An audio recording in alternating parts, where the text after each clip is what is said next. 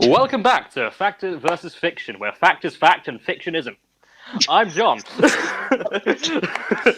Yes. Never was a today, truer John. statement spoken. Yep. Can't argue with it. You know me by now. You know my stuff. Anyway, we also have Matt. Hello, I have no camera again. I'm sad again. That's usual. We have Tom. I just found out that German for dry wipe is Trocken Abwischbar. Nein, Splecken Sie Because Deutsch. it's written on the Anyway. label of this pen. Okay. And Corby. No hablo español. Indeed. Really? Indeed. Yeah. You've got to know some. Well, I know how to say I don't know how to speak Spanish. Isn't that the In thing, Spanish. though? Everybody always knows how to say I don't know how to Yeah, that's speak like that the language first in that thing you language. learn. But that's like the most useful thing to know if you know so little of that language. Because it instantly tells the person, oh, he's an idiot. Yeah. Yeah. I resent that. Then comment. again, I would say sometimes I get that a lot more than more people give me credit for. What, So that you don't speak Spanish or that you're an idiot? both. Yes. Real issue. For all that foreign traveling that I don't do. When did you last leave the house? Well, none of us do. That's the Like problem. 3 weeks ago. I left it today. So did I. I mean, I just sat in the There's nowhere garden. Couple for of me to rebels go over here. outside. I went to the shops. Well, The shops we're were allowed not to leave there. once a day for exercise, and that's what I did today. I Congratulations. mean, I Tom. wandered achieved. around the garden. Anywho. Anyway, now we're enough starting us about- off. How dare you? Yeah, enough about our sad Enough existence. about the legality of leaving your house. Yes. Maybe we Questionable. Should we do a quick apology to the listeners of last week's episode, which is currently sat at well over an hour and a half? It's probably fine. Well, before I cut the bits out that these three want me to cut out, it's an hour and 51 minutes. So if it's shorter than that, I did y'all a favour. Yeah. We will try Possibly. for future fiction weeks to make those episodes shorter. We have the Says the plans main in culprit. place. Oh, come on, the main culprit was me, you, and Corby making our own headcanon. Hey, Look, it was worth it just to meme up that hacker girl. it's not my fault. Cousin David, his personality is I have a gun. Cousin Anyway, Dave. right. His personality was much more than I have a gun. It's I have a gun and also I deal drugs sometimes.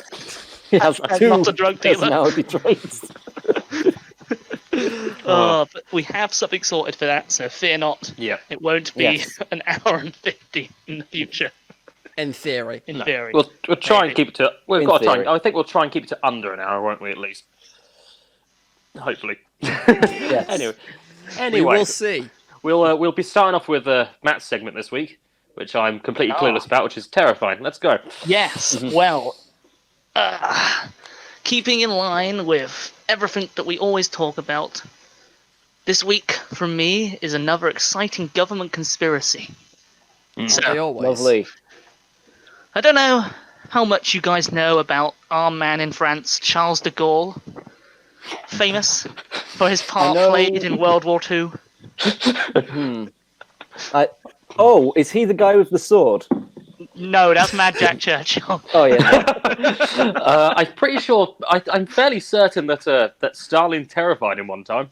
I mean, he did go and Stalin meet Stalin. terrified everyone. Yeah, I think they were discussing terms, and Stalin got drunk and started shouting at diplomats. And when they were trying to get their work done, Yeah. he said, "Get the machine guns. Let's liquidate the diplomats," and laughed it off. And everyone else was terrified. I did actually read about that today, but that is not the point of today's story. I've just googled pictures of Charles de Gaulle, and all of them he looks massively depressed in. You'll understand why after Welcome this. to mid-century France. I think That is the only goal I know too much about is Asterix. So I mean, Asterix the Gaul was pretty good. I'm not gonna lie. pretty That good. was good. But anyway, I'm just gonna give you a brief overview of just Charles de Gaulle in general. It's gonna probably put into context what this is gonna be about. So, Charles de Gaulle, as I said, famous as the leader of Free France in World War II. Fought pretty much in the First World War. He was involved in and around Verdun, which was a very big battle for the French army. And then, as I said, all through World War II, big figurehead for France. And then he ended up becoming prime minister for France in and around the late 50s, going into 60s, and then he passed away at the ripe old age of I think something like 80 odd, a little bit down the line. So he lived for a pretty long time. Good innings. And during that lifetime, I'm impressed he survived Verdun. yeah, no, like Verdun, Jesus Christ. Yeah, he made it to 79 apparently. Yeah, Was Verdun the one they called the meat grinder? yes. Yeah. Yeah, a lot of people died there. But away from death and on to death. Charlie, as I'm going to call him for the rest of this podcast, survived Chazza. over 31 recorded assassination attempts during his lifetime. Does that put him above Fidel Castro? I don't know. But I'm glad you brought Castro up, because the assassination attempt we're discussing today may have been by the CIA. Oh no, not them. They never do those. The CIA wouldn't do anything bad. Or fuck it up. They're we're gonna go only a straight into government it. organisation. Oh my god, you're going to love where this goes with some of the There's a reason interlinks. Stratfor called them idiots. Yeah. I'm going to dive straight into it. So, in 1961, the French were knee-deep in the Algerian War for Independence. For those of you who didn't know, Algeria was a French colony from like the early 1900s. I can't remember when. I didn't find information. But regardless, it was a bloody affair, and about 250,000 people died during the conflict. So it's pretty brutal stuff. So by 1959, just a couple of years before the story takes place, the French had essentially nearly won. However, our friend Charlie at this point came into power and began to de-escalate the war and kind of just smooth the conflict out, shall we say, because a lot of people were dying, and people weren't happy about that, especially the No, you French wouldn't be. communists. Oh, Dun God. dun dun dun. This is height of the Cold War, after all. Ho ho ho ho. Frenching intensifies. Roughly what year was this again? 1961, Okay. I think. Well, 1961 is the baseline. This goes on a couple of years. So Okay. basically, the start for all of this, and the reason that particular people were perhaps a bit pissed off with Mr. de Gaulle, is obviously trying to end the war, and this didn't go down with the French army. Very proud, lots of right-wing They liked the nationalists war. getting angry. And in 1961, some French generals decided they were going to do a general's putsch and try and get Charles out of power. It didn't work. They got their dates mixed up. TLDR, Turned didn't up on the wrong day. I mean, they got the paratroopers and the Foreign Legion on board, and no one else. That's all you need. That's all you need. Right, you guys are going to try and jump onto Charles Oh de wait, Gaulle. did they get the paratroopers but not the Air Force? Yeah, That's problematic. essentially. That's an issue. So we've got the paratroopers, but The we've Air got no Force one to seems like drop a bit of a them. lot to go after one guy. Oh, Paratroopers need something to jump from. They're not just going to try and leap off Oh, of buildings. that is they all go Creed up the starts Eiffel again. Tower and just jump off. I forgot for a moment what paratroopers did. Okay, what did you think they did? I was just thinking of... To be honest, I was thinking of stormtroopers. Oh. I was like, I guess they march. In most, yeah, you're close. Oh, but no, this general's That was a putsch. wheeze. I've got some names for you. This general putsch was run by French generals Raoul Salon, André Zelguet, and Edmond Zaluet. I've poorly written that, so I've probably pronounced it wrong. I apologise to our What do you French. I mean? mean, Probably. even if you'd written it properly, you probably pronounced it wrong. Yeah, that is the secret rule of the French language. A low For intensity. some reason, any second now, I was expecting René Zellweger. I don't know why. Oh, but these people are important because they were the instigators behind it, and they play a role in what comes next. So, 1961 ends. In 1962, the war for Algeria finishes. Peace is made. Algeria becomes a free nation, mainly because the French were racist and didn't want to have to give the Muslims equal status. All right. Ah, don't you just love history? Ah, so good. Colonialism, ho! You say history, it's not that long ago in hindsight. No, that was the 50 60s. 60 Yeah, but- years ago. It's still history. If it happened, it's history. Can't argue that. Robert, Tom, that's like punch someone in the face and say, oh, don't worry, it's all in the past. That's just not how it works. No, that's water under the bridge. You dumped his body in the river. Yeah, he's under the bridge. Oh god. Note So- to self, check river later. After 1962, Charlie was elected to a second term, and here is when his problems really began. So, in 1961, some of the generals who were still a bit After him. pissy, so after the whole putsch, were like, "Oh, got to do something about this," and they bided their time, and they waited.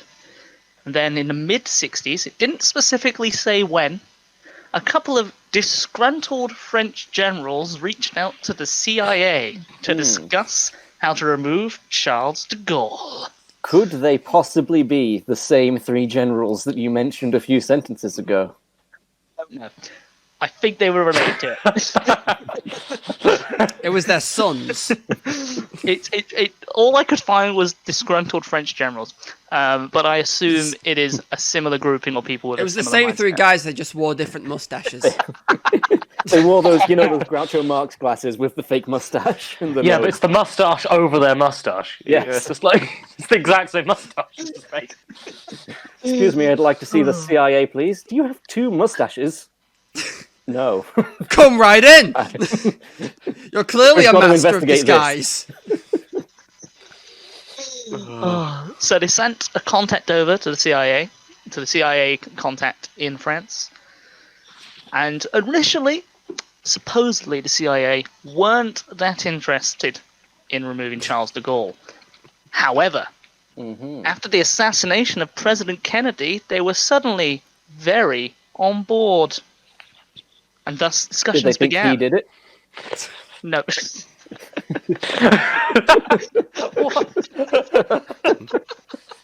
Man, I don't know why these French people came over here and shot our president. We better I can confirm. better get back at them. I can confirm that they did not shoot President Kennedy. Well, I can't confirm that they didn't shoot No one President can Kennedy. confirm. I can- We've not- not denied it. but they I are can neither bottom of the confirm nor deny that they shot President Kennedy. list. They are low down the list for assassins. I can confirm he was shot. Yeah.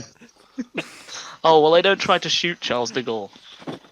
The discussion the CIA had in regards to removing Charles de Gaulle went as follows, and I have written this out in 6 steps. Step 1: acquire a ring. The One Ring. Sure, I guess that would do the job. Acquire the One Ring. Step 2.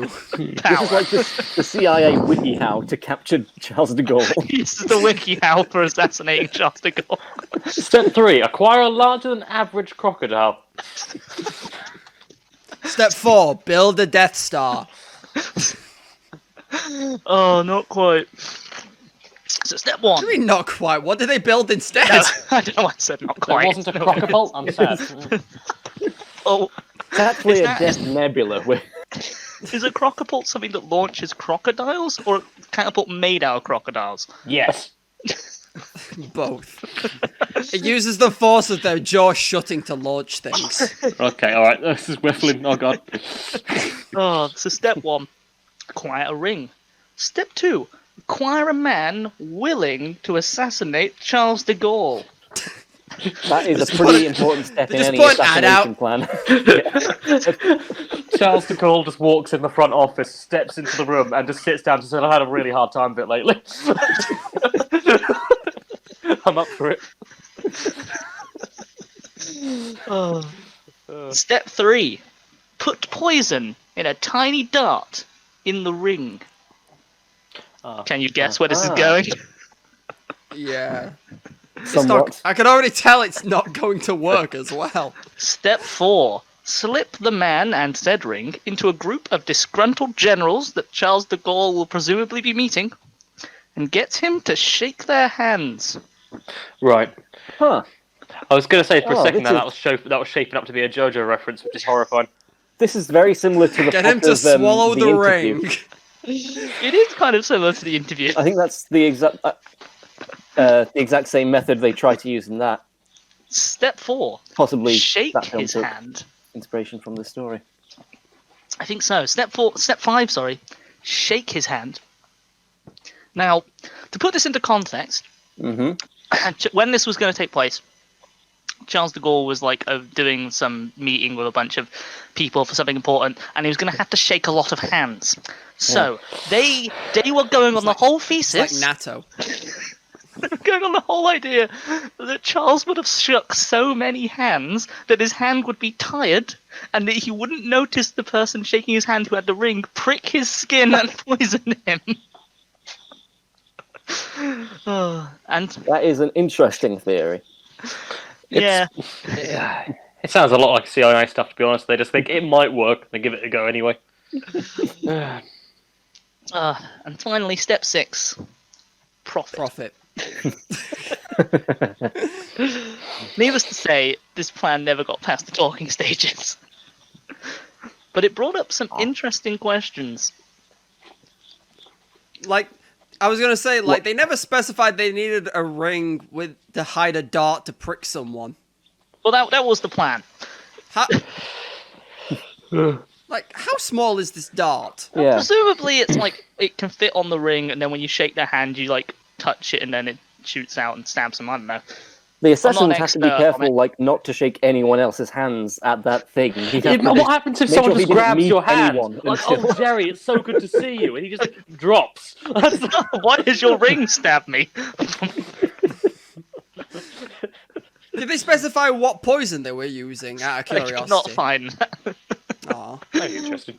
I think it might be clear to some that this fact is very much stretching the line. Yeah, we talked about it. Never happened, though.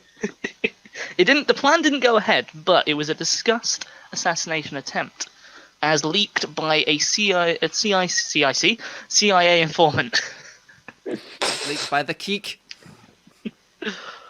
So, Oh. de Gaulle and the French media were convinced that this was the CIA plot. They were all over it. Right. And allegedly, there were rumors that the CIA had actually funded the general's attempted coup back in 1961. Oh. Now, So it might have been the CIA from the start. exactly. Or as the French call it, Previously. the CIA. The CIA. Previously, We no longer have any kind of consent audience, and we never will again. nope. The only person that like us, the only viewers we have are the British ones that like us to take the piss out of the French because it's just in our blood. Yeah. Just made a We're statement for raised all from an England. early age to do that. We are even though we eat croissant. Yeah, I've we literally take lost their my train of culture, thought. then we It's insult them and just I've steal their lost my stuff. That's train the British way. Everything was based Come on to our CIA. museum. CIA were doing coups everywhere because that's what the CIA does. Thank you, John. Yes. So previously in 1961, de Gaulle had spoken with President Kennedy. They were quite chummy, if you will. And apparently Kennedy had no knowledge of the CIA attempting to do a general's coup, which brought on the worrying connotation that Kennedy wasn't in control of his own government. Dun dun dun dun. Lightning flashes. Pathetic fallacy. There is a slight thing where certain people were bringing to Kennedy plans to do false flag attacks on their own country so that they could basically go for the Russians without any kind of basically could get all the American people behind them to go after the Russians basically. Kennedy shot this down as an idea. A couple months later, he was dead. So I'm not one to plant conspiracy theories, but that's not great. Well, John, not long after, President Kennedy was assassinated. Yeah, there you go. Oh my god. replaced, Wait, are by, you- replaced by none other than Lyndon B. Johnson, at Yep. which point the talks began. Now, Again. Oh, finally. LBJ sat down and they told him about the birds and the bees. Oh, he was always up for the murdering. Brendan, it's time we had the talk. now, why would the CIA want Charles de Gaulle dead, I hear you ask? Why did the CIA want Charles de Gaulle dead? I'm He's glad you French. asked, Tom. I'm glad you heard me ask. I'm glad we got that awkward pause in before someone actually asked. It's like, wait, does he want us to? Is this rhetorical? There was no love lost between Charles de Gaulle and President Johnson. Because there wasn't any to begin with. Exactly. Once he heard about the birds and the bees, he was out. Good God, no. He's like, I'm The never French watching do a nature what? documentary again. I do not want to ha-hee-ha and a hee-hee-hee. What the fuck does that even mean? I'm just judging. Just continue. I mean, you've got the shovel. Go on, trooper. Oh. So it's thought that President Johnson was responsible for hindering a lot of foreign dignitary missions that Charles de Gaulle was meant to go on. For example, he allegedly stopped Charles de Gaulle from going to South America for something he was doing down there. I did not look into it. And also Charles de Gaulle was very opposed to the Vietnam War. He wanted no hand in it, unlike Johnson.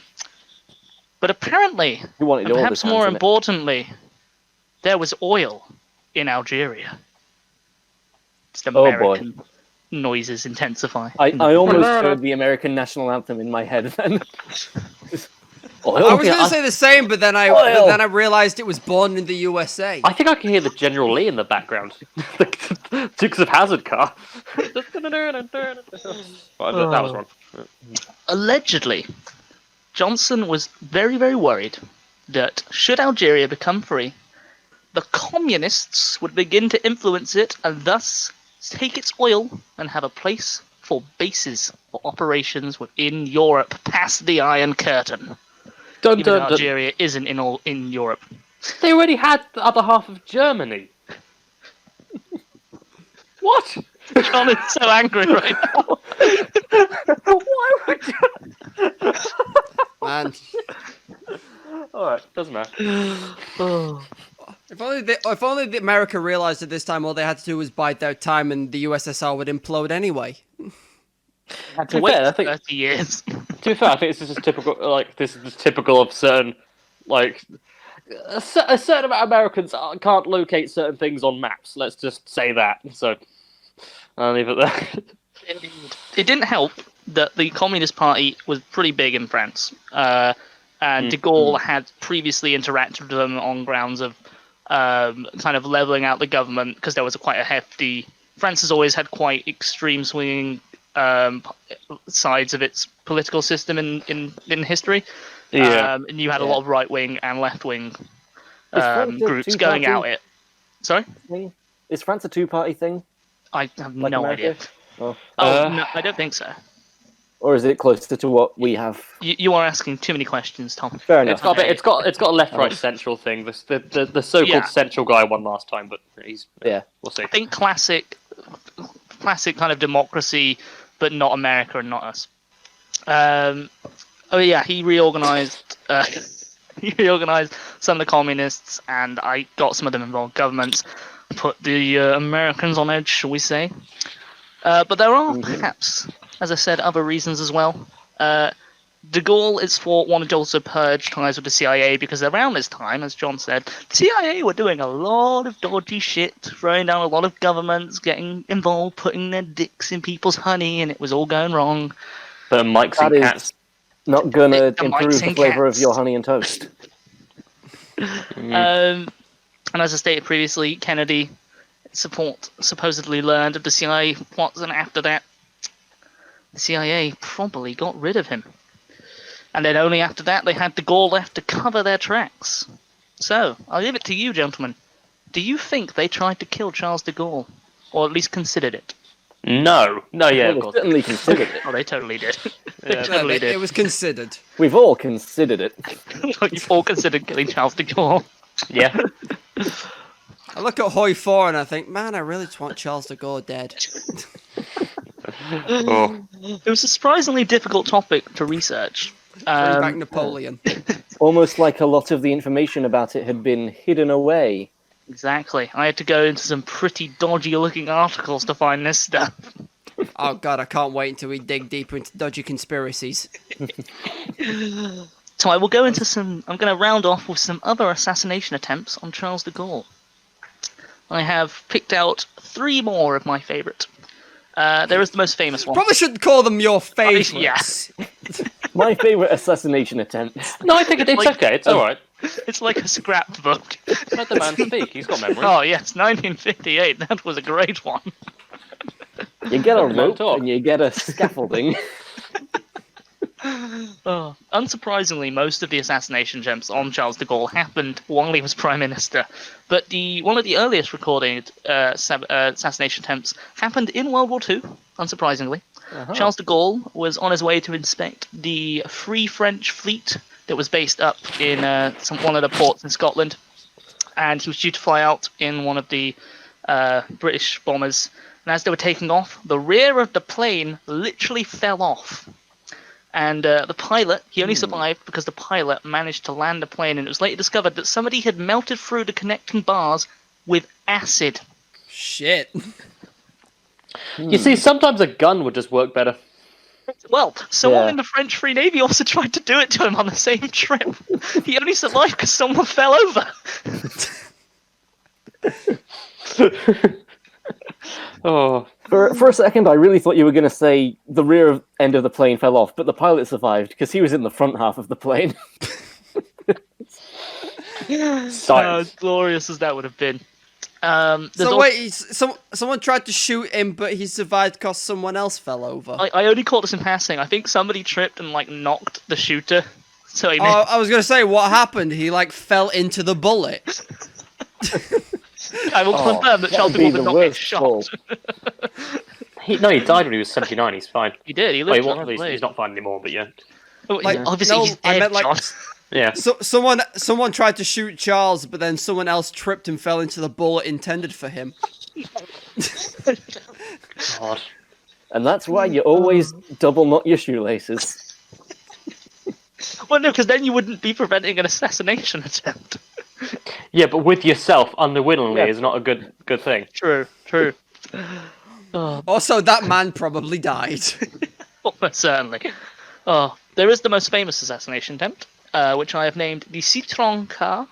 Charles de Gaulle loved his cars, he loved his chauffeurs, and coincidentally, the last two I'm going to tell to you about happened while he was in his car. But the most famous one, he and his wife were being driven around somewhere in Paris, presumably, when one of the generals who was disgruntled at him from the previous stuff with Algeria, a man named Jean-Baptiste, leapt towards the car and machine gunned 150-ish bullets into the side of the I feel like I car. recognize that name. That's Jean-Baptiste Sounds is a a lot very like familiar Jean name. There's been a lot of John Baptiste. Which is Don't know if a you'll pull up the same biblical one. reference, I assume. Charles de Gaulle told his chauffeur to drive faster while they ducked, and they got No away shit. safely. Sorry. Oh, it's a Oh no, I'm out casual with a machine gun. gunner. Quick, Oh, well. drive slower. That's not going to be how it goes. Oh. And last one, my favourite one. Somebody allegedly tried to kill Charles de Gaulle with a napalm bomb. Apparently, Someone tell the Americans they were quite far from Vietnam with that one. somebody got a clay cylinder and filled it with 15 litres of napalm. Yeah. Where I did they don't know buy much this about from? explosives, but that sounds like a lot. That's a lot of napalm. Napalm doesn't explode. It just kind of sets on fire. It doesn't go off fire and just covers people in flame. What they did is they put it in a sandbank by the side of the road Charles de Gaulle was going to be driving down, and then set something off to ignite it and send it forward. And they did it too early, and it went onto the road in front of Charles de Gaulle's car. And he just again said to his driver, "I'll just drive faster. Just drive through it. It's fine." That guy needs a union. I don't remember this on my driving test. But yeah, that Reverse is around a corner around the I need napalm. to update the hazards section. warning: napalm ahead. Napalm crossing. The more violent version of Animal Crossing. No, that's not how you decorate. No, please, Tom Nook. You didn't pay your bells in time. I love the smell of napalm in the morning as he just stands there and fucking. Oh. But yeah, that is the possibly factual story of how CIA may or may not have discussed possibly or possibly not killing Charles de Gaulle. If this podcast gets taken down, we know it was true. Just FYI. Allegedly. Oh, it's probably been like. I Add mean, that to the end of it, it will be fine. CIA tend to like release their files every 50 years or so. It's yeah, worrying. Disclosure should be around about now then. I am surprised. For the stuff they like to tell people about anyway. For that, they'll probably be redacted all the way through. All he knows that they tried to kill somebody. The whole thing is just redacted, and then right in the middle, just the word "the." I'm surprised it was easier to research the Pope burning cats than this. Yeah, that makes sense. Goddamn Conrad. He kept his diary going. Saw a giant toad. I looked him up. Apparently, he was just murdered by a band of him and his subordinate were just murdered by a band of knights. Oh yeah, they And were supposedly knights in service of Henry II of Savoy, who definitely didn't get involved in Satan cat orgies. Well, it's more to the point. I don't think he liked to be accused of it because it's just like either way, it's probably going to lower my the people's opinion of me in the courts of Europe. Yeah. Oh no, my rating's gone down on TripAdvisor. Excommunicated, -30 opinion. No. Anyway. He had a room in his castle with a sign on it that just says, "Not cat orgies." Not the Toad Room.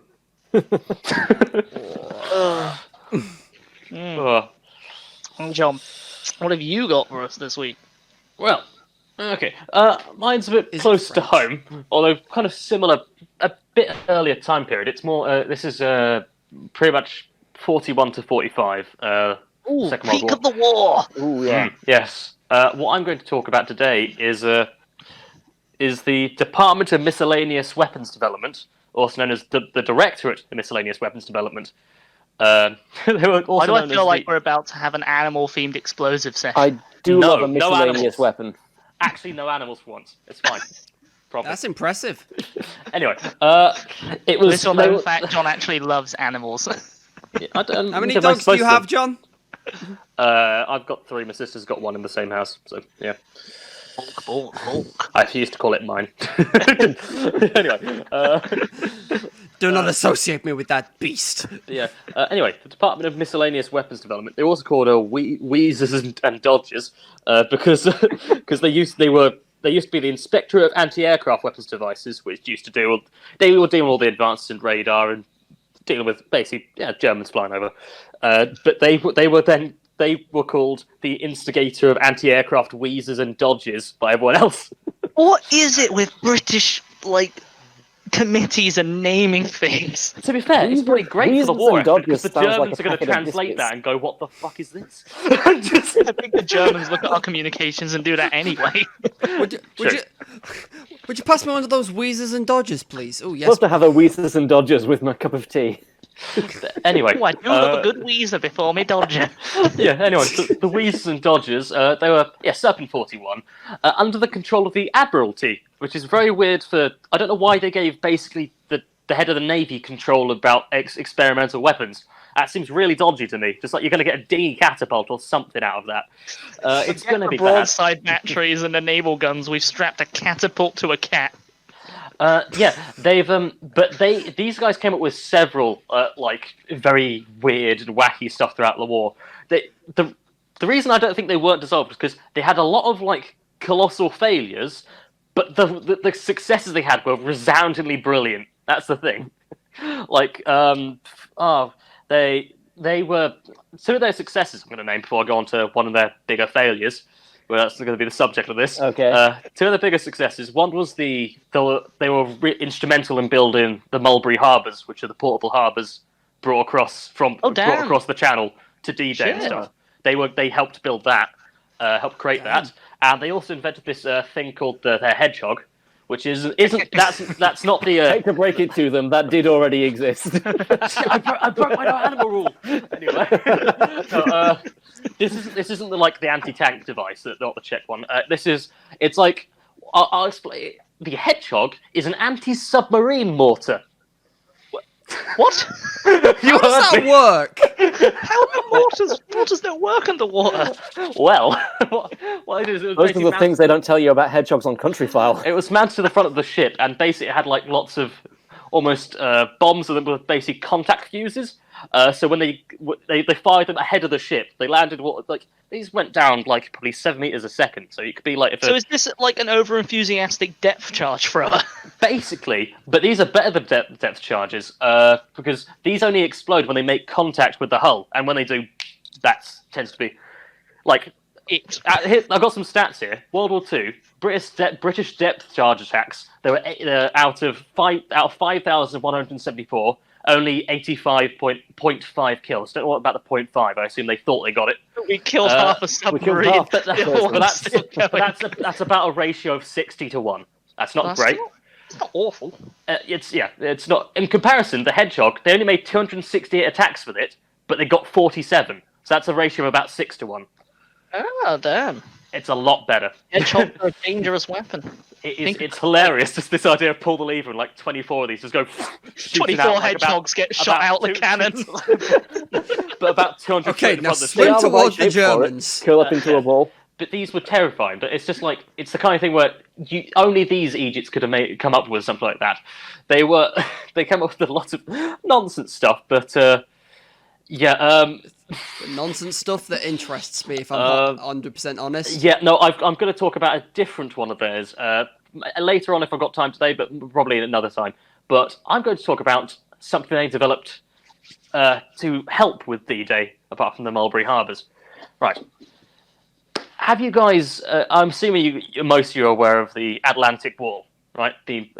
Which is, if Tom doesn't know, is a massive, giant. Wall? Yeah, Atlantic Wall. It's made by the Nazis. A gigantic series of sea defences, basically, all along France, Denmark, bits of Norway, everything. Anyway, Okay. basically, It's not just a big wall that they tried to build in them halfway across the Atlantic Ocean. I There's said Greece curse build! and My mind went- But the mortar won't set, Messiah. I don't know why they have to be Messiah? medieval. I don't know.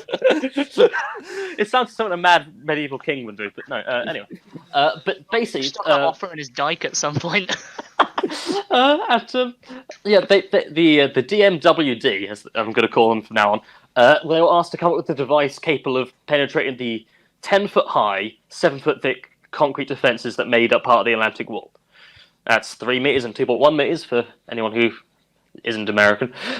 Anyway, but it basically says they also specified that whatever they made had to be capable of being launched from landing craft, since basically there's almost no in hell you're going to get there on foot. I was to the just base of the wall. imagining, we've got this giant bomb, just catapult launching it from the back of the landing ground. Or just launching the men up, they've got the hedgehog cannons, and they've repurposed them to launch men onto the cliffs of Normandy. Early paratroop designs.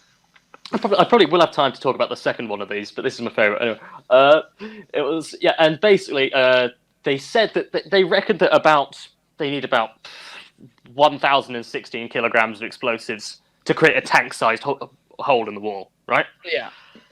So, what they came up with was, how would you go about doing this, right? You can't use men on foot because they will die getting there, but you somehow need to get over 1,000 kilos of explosives to that wall over there. Wait, so is it a tank-sized hole or a hole that could be made by a tank? A tank-sized hole. Right, okay.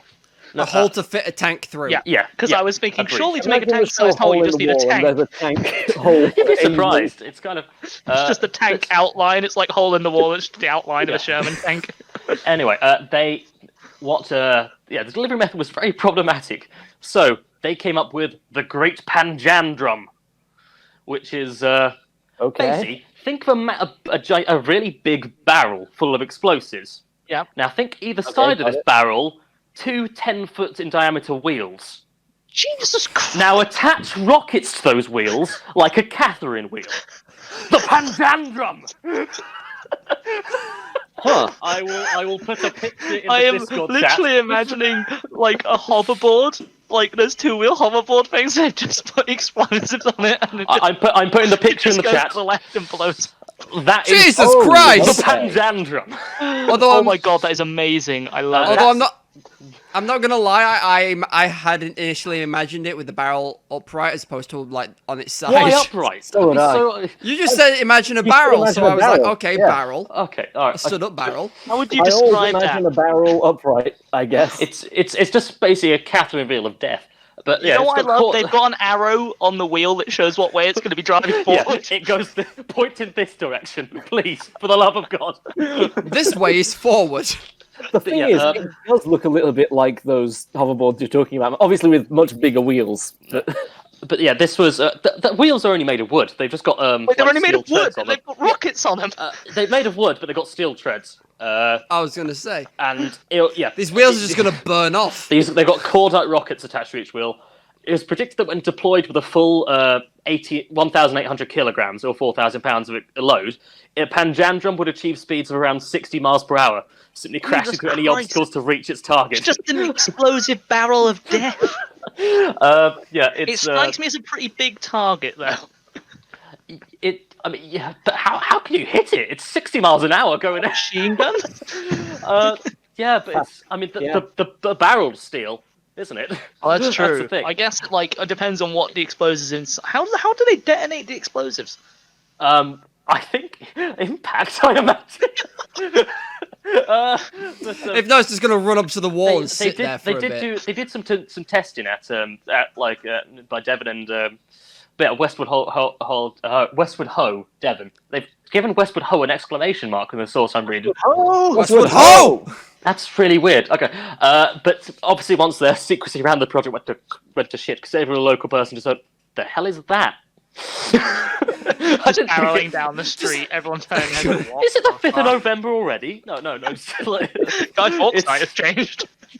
Yeah, They blow up the Houses of Parliament by accident. yeah. Because the problem is the beach they picked. Even worse for secrecy reasons, the beach they picked to test this on was one of the most popular destinations for holidaymakers at the period.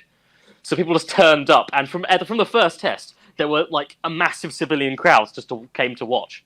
How did the Germans know about our new secret weapon? I don't know, but it's just like, go away, secret. you can't be here. There's a secret happening.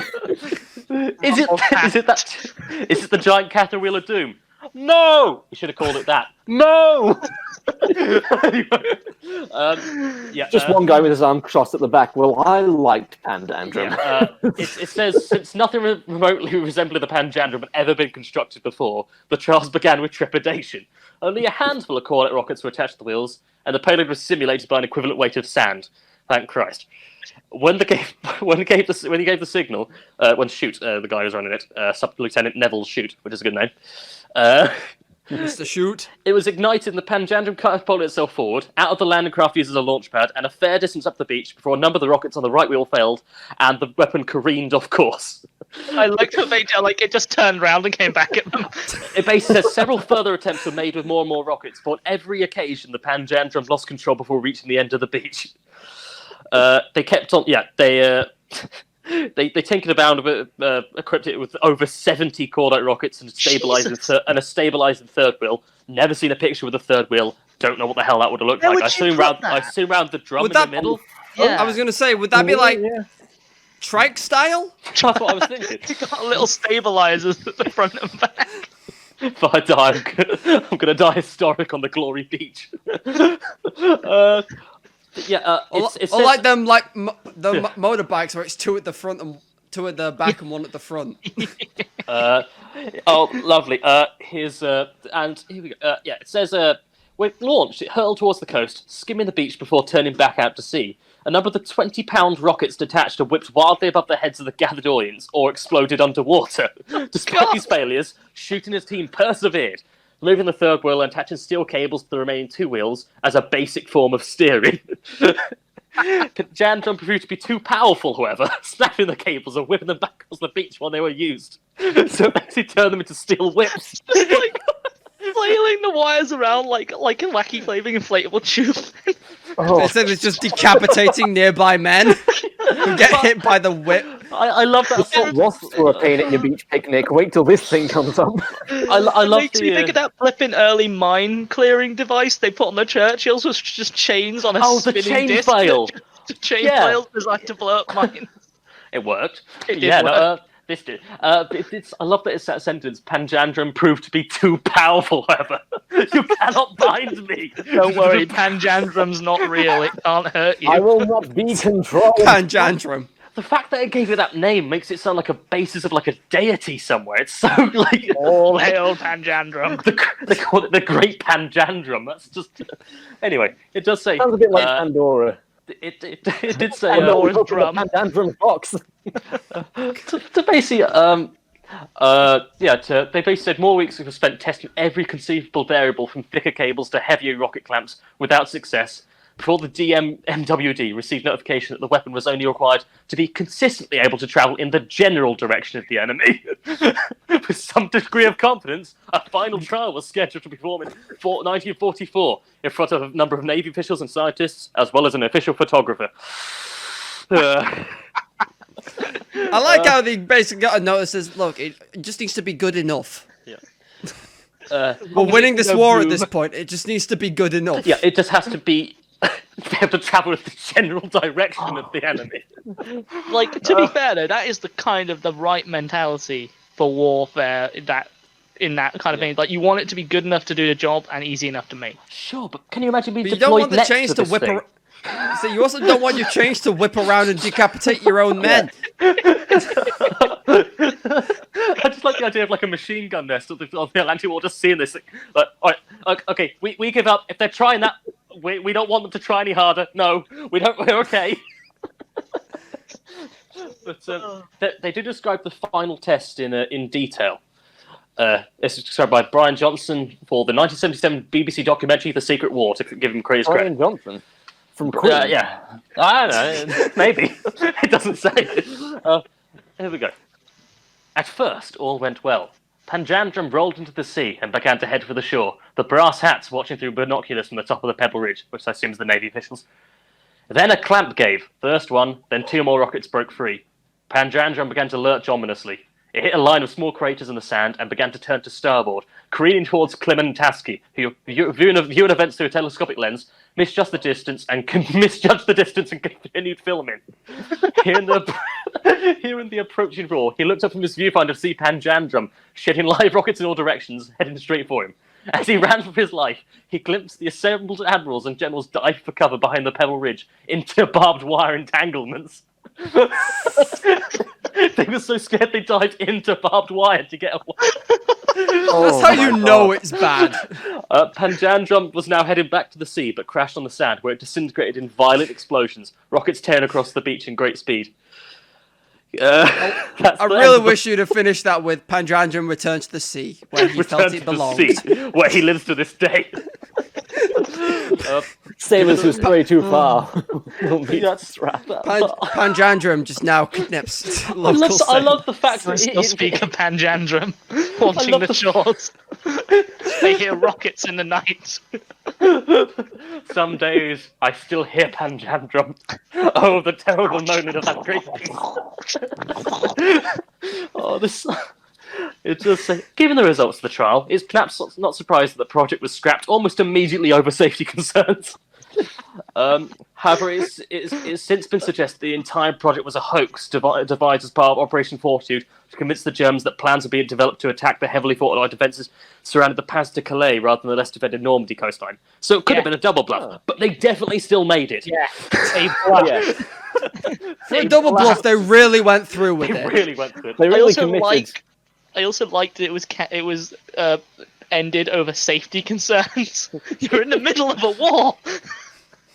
Oh, but, yeah, it's it's a funny thing though, because it's like we did on the 65th anniversary of the Normandy landings. We did actually make a replica and set it off. This one was a lot smaller. It was 6 foot high and 3 foot wide instead of That's like still I think it's still terrifying. like 10 and 5 or something like that. And loaded with fireworks, loaded by fireworks instead of explosives. Expected to travel 500 meters at up to 24 kilometers an hour. travel in a straight line, but only for 50 meters. But apparently, there is the science. This person called Neil A. Downey described the science of fabrication of a turbo panjandrum. A panjandrum driven by 2 or more high-power electric motors with propellers attached to a pair of large bicycle wheels. Apparently, turbo panjandrums made by different teams have been raced against each other. Oh my I God. want to find this footage. It's amazing. Yes. The Panjandrum rides again. Extreme Panjandrums. World War III is going to be fought with Panjandrums and drones. You have to Oh, wonder. God. I wonder how effective a Panjandrum would have been if they tried to use one of those to assassinate Charles de Gaulle. Just rumbling down the street after a Citroen car. Chainsaw whipping rockets exploding. I mean, John didn't say- Drive faster. John didn't say it wasn't one of those that tried to cross the road with the napalm. Oh, no. No one said that. But yeah, there's... It just like left fire in its wake. It wasn't napalm, it was just speeding across the road. I've got one more of their inventions that almost work if we want that before we call it. Yeah, go on. Yes, please. Okay. I don't know We if it have can what beat we the have. Panjandrum. I'm a fan. well, now. Nothing can beat the Panjandrum. Only Panjandrum can beat Panjandrum of the Panjandrum. I All hail personally prefer Panjandrum. I prefer. I almost said I hail Panjandrum. I prefer Hell Panjandrum. Hail Panjandrum. Hail Congratulations, the guys, we've just started a cult. That's okay. Episode title found, and All hail Panjandrum. No, but there's this. Well, basically, they wanted to. They got a request from the army, right? To for Request? a request. oh, a request. Yeah, I thought they were sent on a quest. To be fair, for these lads, I'm pretty sure they would have just said quest, a quest, and they went and did it. Gotta love those Panjandrum. 1940s nerds. Quest What should we call this? this? Panjandrum.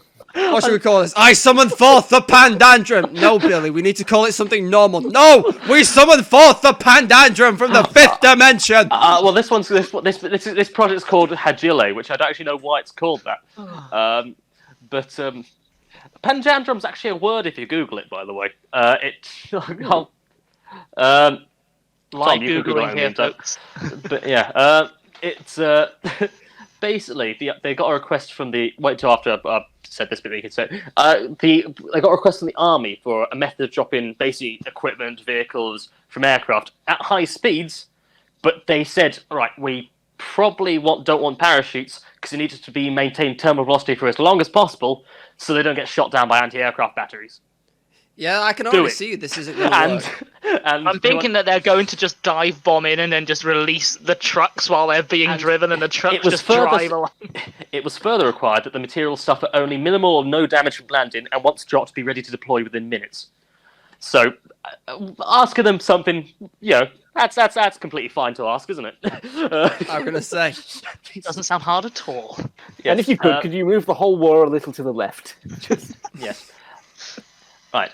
What they came up with is Hagile, which is, well, what do you think? What do you think they might have come up with, given their past history?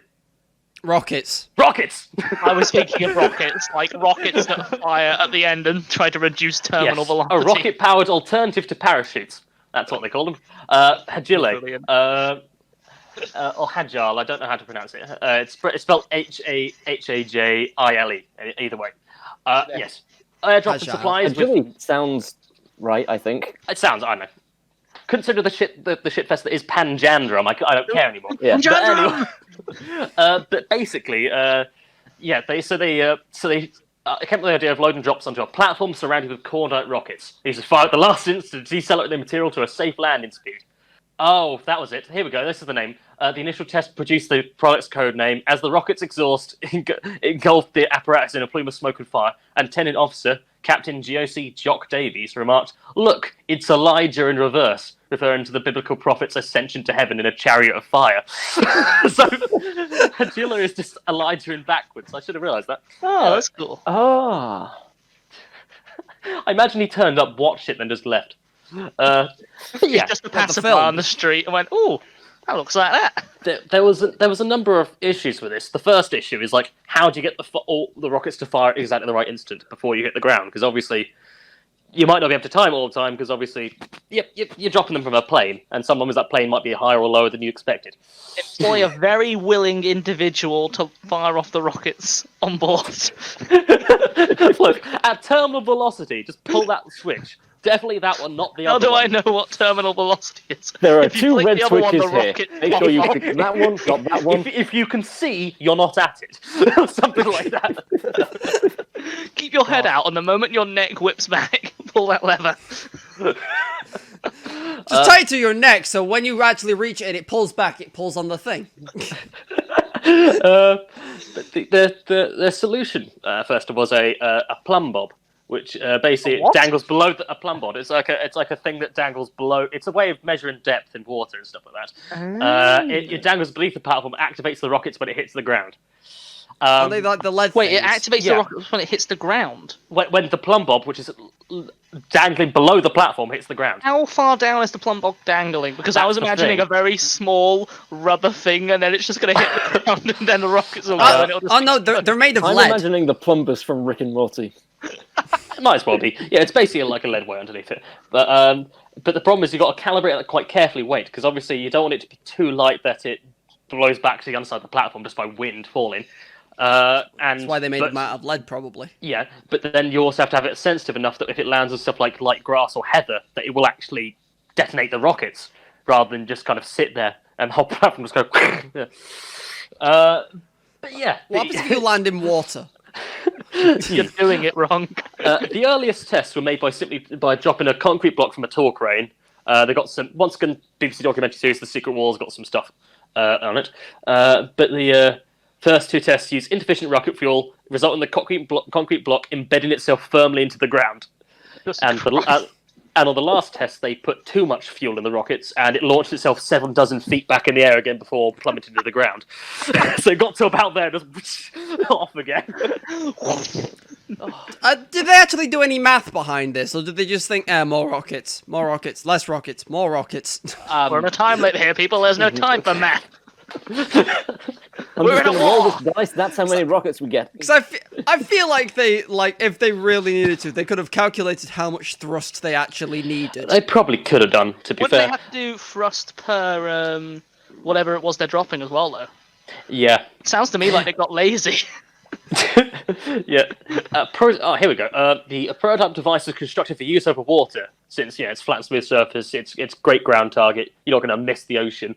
And hopefully the rig isn't You'll going be to be surprised. And hopefully the rig won't be damaged from the fall. Well, wait a minute! Dropping something on water is worse than dropping it on land most of the time. I imagine. I'm not sure how high they're going to drop it from, but imagine if it was crane height, it probably would be awful. But still, the weight for the plumb bob was worked out experimentally, and so the first full-scale tests began. A large concrete block was strapped to the top of the Hadley platform, and the rig loaded it into a Lancaster bomber. After a number of attempts to drop the device, basically they dropped it a couple of times, and they think it might worked, but they weren't sure because it was too far from shore to actually capture it on video. So they went, all right. They told the bomber's crew, right, get as close to the tester facility as possible from a height of 2,000 foot. All right, we will definitely be able to film it then. Gerald Paul, a member of the DMWD at the time, recalls, as Hadjili came screaming through the air, the watchers on the pier gazed open-mouthed. Then suddenly realizing that it was going to score a direct hit, everyone started running for dear life down the long plank roadway. The concrete bomb landed squarely on the roof of DMWD's engineering shop. It shit. Yeah. The actual lab. They told them to get as close as possible, and they took it as a challenge. Themselves. It sheared through a massive steel joist and then demolished the covered way leading to the steamer jetty. Happily, there were no casualties. I don't know how they didn't kill anyone with both these tests. Probably because when they said get as close as you can, they probably issued an evac warning. Yeah. No, though the Wren cooks preparing lunch a few feet from the wreck shelter thought the end of the world had come. People on the jetty watching this, running away, and... The chefs were just making food. They thought they'd nearly died. That was the end of quote there. That was... Fuck. This is horrifying, because this is the 40s. You have to remember, in late 60s, we landed on the moon. Like a human endeavour. How did we get there? German science. Yes. The best science. Yeah, no, we did. But on further testing, basically they thought 4 rockets, that's not enough. It doesn't work, it's not stable enough. So they add another 4 to make 8 total, and basically they increased the acceleration enough to bring the rock to a complete stop a few feet above the water, and it quietly sank beneath the surface. Actually worked, right? Huh. But then they said, right, we've got it to just about work with concrete blocks. Can you give us some jeeps? And the Royal Navy just went, no. We need all of those. The thing here, it says, but it proved difficult to convince the Royal Navy to provide working vehicles to jettison from a plane at 2,000 foot, strapped to an experimental and potentially explosive device. Eventually, 2 jeeps were provided by the United States Navy, and the trials began in earnest. So once again, the Americans said, oh yeah, give it a go. The first test was a spectacular failure. Basically, because snowfall on the day dampened the rocket fuses, so they didn't go off. So they just dropped a jeep out of a plane, basically. Oh god. It was only slowed by a small pilot parachute hitting the ground at 40 foot a second, causing extensive damage to the jeep. It went another 2 weeks of tinkering before another test was performed. This time they fired successfully, and when the smoke cleared, the jeep was relatively intact, but upside down, with the platform's rockets pointed skyward. They landed it upside down somehow. I don't know how they did this. Honestly, that's better than I expected. Can't imagine returning that to like a car hire. Going, like, it's relatively intact. Can you imagine just the Navy just walking up, just going, how? Why did they not just get the weight of what a jeep is and get that in concrete blocks and just test that? You see, Matt, now that's thinking. Further testing showed it was incredibly unreliable. Rockets on some tests misfired and send the platform into a spin, which actually probably increased accuracy. Anyway, but the weight of the load was misjudged, and the platform shot back up into the air for a distance before crashing back down to ground with enough force to tear the fittings apart. One of the last times the rockets on the rig fired was on the morning of the Normandy landings, so I guess they were still pissing about back here. And when the actual useful guys went across with the Mulberry Harbour. With the Panjandrums. Oh, hail Panjandrum. It was on the ground surrounded by its crew when an electrician, unaware the device was live, began to test the wiring and accidentally connected the firing circuit. All 8 rockets immediately fired, and the platform shot 40 feet into the air before lurching sideways and crashing back to Earth, injured a number of the crew and blinding one for several days. God! That fucking electrician just pissing around with wires, just like, and that goes there. Oh! Oh my god! I tell you what, they should just hire the CIA should have hired these people to kill Charles de Gaulle. I reckon they'd have done it. They'd have got him in collateral damage alone. Unleash the Panjandrums. That's one thing your Citron can't outrun. It's just one guy in a chariot attached to them. We need a ring, someone willing to assassinate him. We're going to poison the ring, and then a Panjandrum will flatten him. We're going to... Oh. Okay, Charles de Gaulle, next you're going to shake hands with the Panjandrum. Actually, if you made a Panjandrum, just fitted it with like poisoned rings, almost like a nail bomb. You know what? You get him, I reckon. Like the IRA explosives, but just a Panjandrum instead. It says it's only got one thing on the aftermath here. The test of Hagile ran on long enough that the device was still not working reliably by the time the war drew to a close. There was no chance to put the project to action. It was shelved. And basically, because they dissolved the MWD after the war anyway, it was permanent. As with many such research projects, the details of Hagile was kept secret for many years, and very little interest was aroused once the documents describing the project became public. So no one cared. When did it become public, out of curiosity? Oh well, eventually they just released info because it's so long past the war and Cold War we don't actually need to. It's like how no one knew about the Enigma code and that project until these people were elderly. I mean, it's not basically until like it wasn't that relevant anymore. Yeah. I do like the idea that just Russia unveils new weapons tomorrow and it's a Hagile. I tell you what, they did give the Russians did give a go to something similar. The Soviets did anyway. And on the plus side, it was better than that time. This is Panjandrum. Yeah. Panjandrum rolled down street. Kaboom! Iron curtain. You see, gone. the failure with Panjandrum was you did not chuck it out of the bomber. You think Stukas are terrifying? Wait till you hear Panjandrum. As it blows through air. It goes fast enough to actually like create a turbine effect and keep like a glide. The gliding Beating on a Panjandrum. flag to have hammer, sickle, and Panjandrum. Look, Panjandrum roll to national anthem. Yeah, the Russians did something actually very similar in 1975, but theirs actually worked. But they didn't, because they didn't have a plumb bob. They just had like four long rods underneath, and when one of them hit the ground, it was like, oh, okay, that works. Yeah, Yeah, it's probably easier. Yeah, it was. But yeah, anyway, that's this has been the some of the depths of bloody the Department of Miscellaneous Weapons Development. I hope we can come back here at some point. I feel like John blew me out the water this week. With his Panjandrum. His hedgehog. Panjandrum! No one prepares! What if you had a hedgehog launcher that launched Panjandrums? I don't. Tiny Panjandrums. Tiny Panjandrums into the sea and rocket towards the sun. I'll give a couple of projects honorary mentions here. There was a scheme to camouflage bodies of water. Basically used as to cover bodies of water used as navigation markers by bombers. It was undertaken by a group called the Kentucky Minstrels within Panjandrum. Within DMWD. I don't know why I said within Panjandrum. It's just Panjandrum. It's taken Panjandrum over. was taken over. Yeah.